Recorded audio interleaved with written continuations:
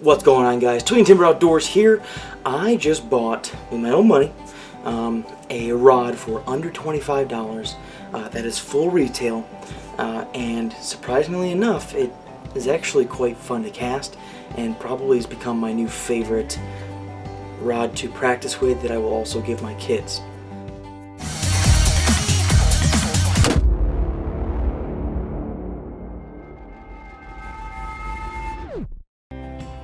So I recently purchased the rod by Eagle Claw. It's a fiberglass fly rod. It's a 6.634 weight, and the reason I bought fiberglass is because, one, I wanted something that was tough, and typically, if, you're going to give kids graphite, that you're asking for trouble if they're young enough.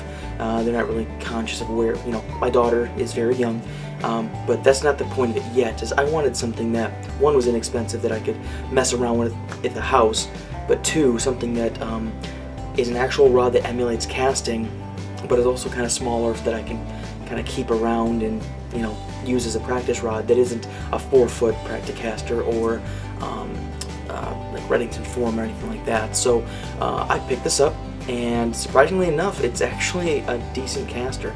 I've used a 3-weight, a 4-weight line, and a 5-weight line even on it, and was able to cast as accurately as some of my other rods with it. And what I really like about it is that when I use the 5-weight line on the glass rod, if I wanted to go fish a really small stream and I wanted to turn over some dry flies and do it really up close, it casts extremely well, obviously with a 5-weight line on a 3/4 rod, really close. And so within 15 feet, you can turn over dries and it does well.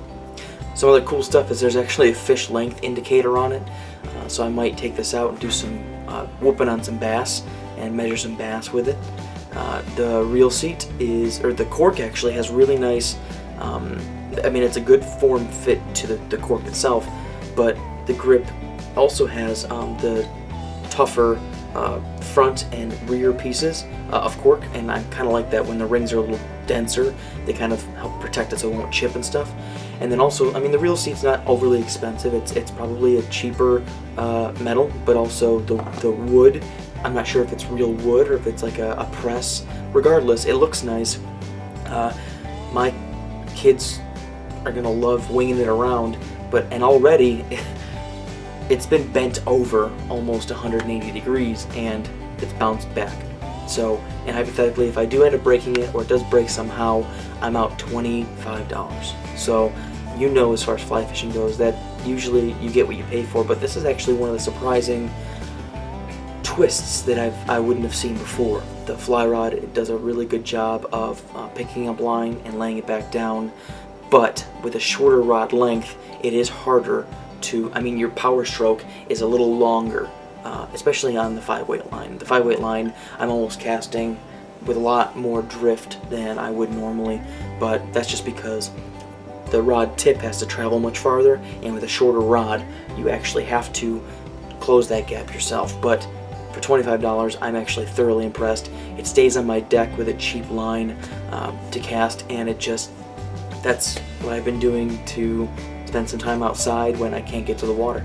Hopefully you guys liked the video. If you did, give it a thumbs up. Check out the channel. The rest of the videos in the descriptions and everything to, you know the drill. Okay, subscribe, please, please, please. Catch you guys on Flipside Tight Lines, and we're out.